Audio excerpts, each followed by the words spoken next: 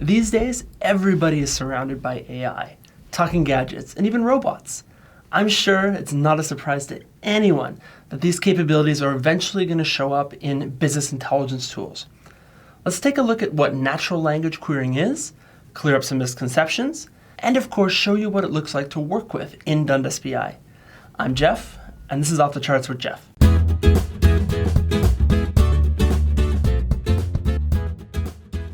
Let's start with a definition. If we break down natural language querying, you have natural language. Natural language, by definition, is human language. You know, like the one I'm speaking now. See? 100% Hunam. I mean human. Now onto querying. A query is just a question or a request for information for a computer. It usually comes in the form of a query language. The most popular query language being SQL, structured query language. But many others exist. If we put these concepts together, natural language and querying, in business intelligence, it's simply the ability to talk to your software to get information using regular language, in our case, English.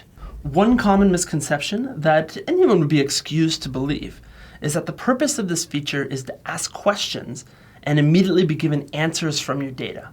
While it's true that natural language querying is a way to get answers, it's less like the magic 8-ball and more like the ability to perform data discovery processes on your data using natural language.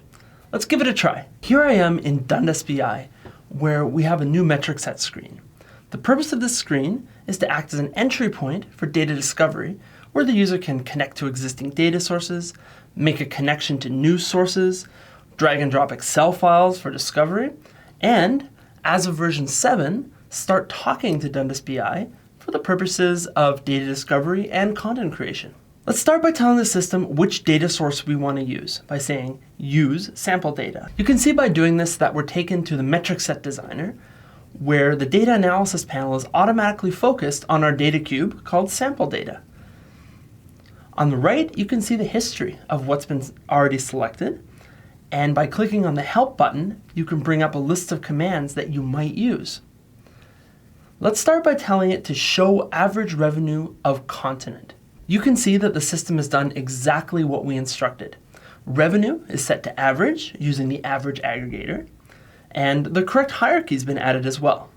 Now let's change the visualization type by telling it to revisualize to table. And then let's go and add some more data.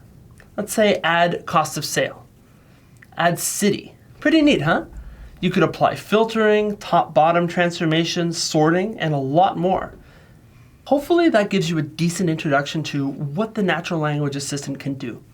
It's a pretty cool system and can be a really nice way to introduce new users without forcing them to learn the entire interface. It can of course be embedded, just like everything else in Dundas BI, and it's also insanely useful if you have very large data sets where maybe the standard user interface might not be the best experience. Have you ever had this case where you have to scroll through pages and pages of measures and dimensions to find the one you want? Well, the assistant can find it immediately without any of that scrolling, which can be really helpful. Are you looking to learn more? Well, to use this assistant, you have to first prepare your data into a data cube. So I recommend, if you've not done this before, take a look at the video that we did called A Guide to Data Preparation in Dundas BI, which will give you a great tour of all the tools available within the data cube to help get you started there. Thanks for watching.